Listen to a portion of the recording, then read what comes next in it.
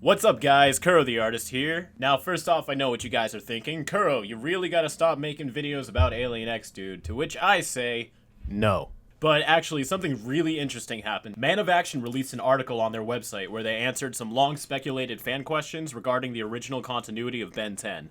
They're currently working on the reboot version of the series, so it's nice for them to come back to the OG Ben Tennyson every now and then. But what makes this interesting is a lot of this information concerns the show from Alien Force onward, where they didn't really have much direct involvement and were more producers of the show. Although, word on how much Man of Action actually took a hand in the direction of the series, since Alien Force has always been like a he said, she said kind of thing, maybe one day we'll get an answer. Either way, this is the first time Man of Action has ever really commented on the series in detail outside of the classic series, so it's nice that even after the series has long been over, we're still getting new information. So, like I said, it's basically just an article, and honestly, you could just read it yourself. I'll throw the link in the description, but I figured I'd make a video on it, as the majority of people probably didn't get a chance to know this article exists, and I can add visuals and help explain some things in detail a little better. So maybe this makes it a little easier for some people. So now let's jump into this annotated analysis of Man of Action's answers to your questions. So the first question is, can omnipotent beings like celestial sapiens survive anything like Anur Validus, probably gonna mispronounce that for like the rest of the video, omniversal destruction, timeline destruction, etc.?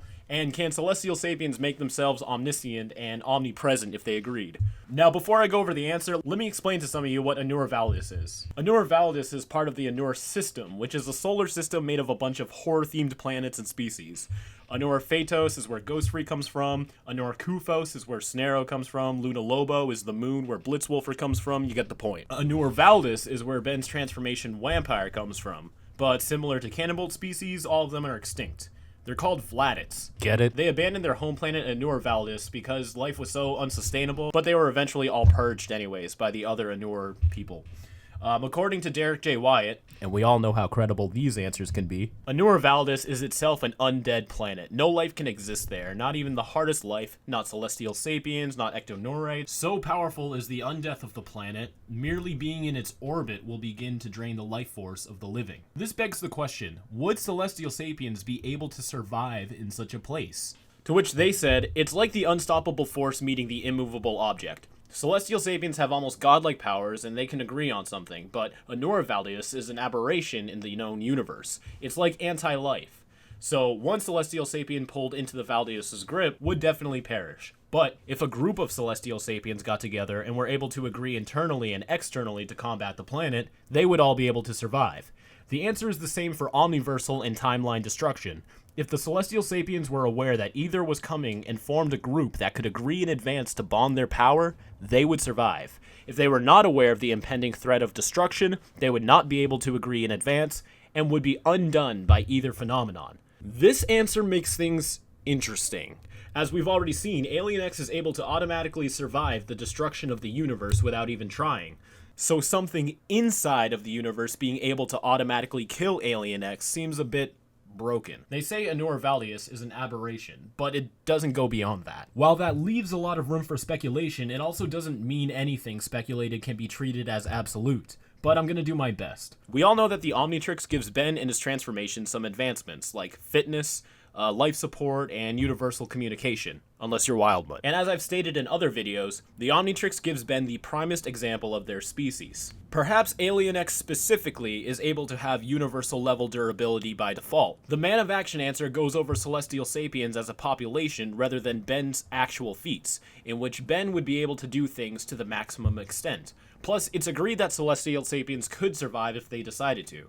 And if Alien X is the absolute best a celestial sapien can be, it's not hard to believe he could survive Anur Validus alone. But they even go so far to say that this works on an omniversal level. So remember when I speculated that Ben could survive the Chronosapien time bomb if he knew what it was? Well, just, hang on.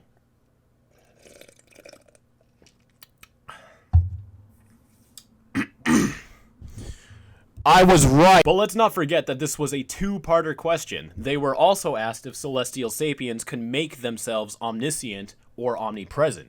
Part 2 of your question is bigger, but simpler. Celestial sapiens could indeed try to become omniscient, But since they are also aware of the enormous expenditure of power necessary to achieve an omniscient state could damage the universe, other celestial sapiens would intervene and prevent this ascension to omniscient status. Now, let me break down what this means. Celestial sapiens all have their own laws and regulation over the omniverse. We only got a taste of those laws with the whole multiversal preservation action dig, but it was enough to know that the celestial sapiens like to keep tabs on what everyone's up to.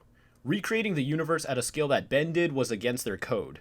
Ben was still able to do it, but it was illegal by their terms. So this means Alien X is physically able to become omniscient. It's not like he isn't capable of unless the council agrees. What this means is that if Ben tries, the others would be like, you know, you really shouldn't do that. But let's move on. Question 2. Duncan Rouleau confirmed Atomic X is not omnipotent because he is only half celestial sapien. But we all know dividing omnipotence is still omnipotence. Does that mean fusions don't divide and only take limited amount of power from both aliens? Now, before I go over their answers, guys, Alien X is not omnipotent, and this argument is kind of getting old. Well, actually, according to the previous question, he probably could be, but isn't allowed to. But anyway, you express your point very well, but we don't agree with your basic premise. The premise of an omnipotence is binary. Something is either omnipotent or it is not omnipotent. There is no such thing as partial omnipotence. In the case of Alien X, the very presence of Ben's DNA in the mix means that Alien X is not omnipotent because Ben is not omnipotent. I'm gonna be honest, I'm not sure I understand how much that correlates to how Alien X works. When Ben transforms into Alien X, he becomes one of 3 personalities that control Alien X's body. Ben himself is now like the main pilot of Alien X, but he's not directly connected to the transformation. What I mean by that is, usually when Ben becomes an alien, he actually transforms into the creature. His body gets altered and the whole 9 yards. When Ben turns into Alien X, it's like he puts on a Voltron suit and is operating Alien X through a control panel. So what I think they mean by that is since Ben is not directly a celestial sapien, his omnipotent capabilities are blocked because of Ben's incapabilities to comprehend the physics and intelligence to have an omnipotent state of mind. Question 3. Aren't Nalgians, 26-dimensional beings, the second most powerful alien race just after omnipotent celestial sapiens? Aren't celestial sapiens above dimensions? I mean, are they not bound by dimensions? Quick reminder, Nalgians are those blue glowing people from the 26th dimension. The term dimension here is used to describe the way we measure comprehensible space. Some franchises use the term dimension to describe the concept of an alternate universe, but in Ben 10, universes, dimensions, and timelines all mean different things. Their response? The universe is not fully explored, so there is no way to give a definite ranking of most to least powerful species. That said, in the known universe that has been revealed in Ben 10, Nalgians appear to be the second most powerful. But then again, there is a Nalgian destructor, so they obviously aren't that powerful. Okay, so 26-dimensional beings aren't that powerful, and there's potentially an indescribable amount of beings greater than that? Sweet. But then they say, we have to keep some secrets and surprises for the future. You what? Guys, this can really mean something big. Is there going to be even more expansion of the original continuity? Are celestial sapiens making their way towards the reboot? Like, what do you mean by secrets and surprises for the future? I'll try to keep tabs on that for a potential future video, but by the way this article is going, I think they're gearing up for some big moves. Now, this question is very interesting. Didn't the celestial sapiens reboot/redesign all 26 dimensions and beyond? They said, the celestial sapiens rebooted at least one dimension, but the very nature of a dimensional reboot is that one in existence. Even the celestial sapiens making the adjustment would remember the reboot. All beings are inside of the experience, not out of it. So, in Omniverse, it's implied that Ben reshaped more than his own universe. And here, Man of Action doesn't deny the possibility, it's just interesting that they question whether or not he did. But I don't have much to comment on this topic, so here's the final question. Can celestial sapiens hurt other celestial sapiens? And if not, can decisive celestial sapiens like Starbeard hurt non-decisive celestial sapiens? Or can they not because they are all equal? Now, a lot of you guys feel like this question was already answered with the whole Alien X versus the Galactic Gladiator battle. But this is a topic I've been meaning to address in an actual video, I just always forget. That battle was just a court-regulated challenge. It wasn't a fight to the death. There was an arena, the fight was non-fatal, and you can clearly see they aren't doing anything nearly as detrimental as they could. So I don't believe that this fight really speaks for anything. It's like trying to judge someone's capability to survive a mugging or some other kind of fight for their life based on how well they did at a soccer game.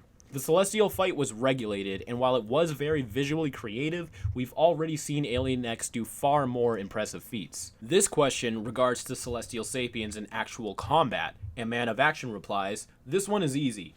Decisive Celestial Sapiens can indeed hurt non-decisive Celestial Sapiens, if they are more powerful than their opponent on the level in which they are attacking. If not, they can be hurt in return." So there you go.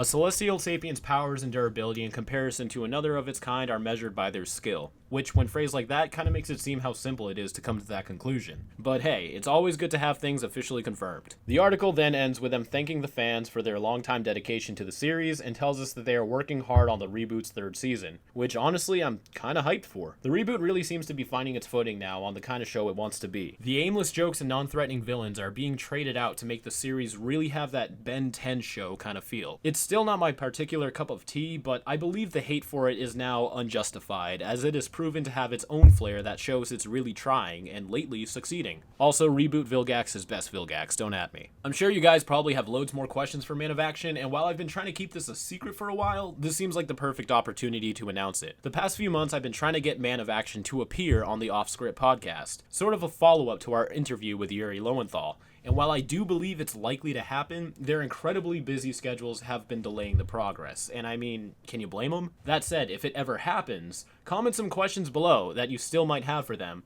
and I could probably get you an answer. 5 years later, Chapter 7 is still in production, but things are moving smoother than ever. I've been excited for you guys to finally get to this part of the story ever since Chapter 1, which was released about a year ago. So if you haven't already, visit my website to catch up on all the alien and supernatural action.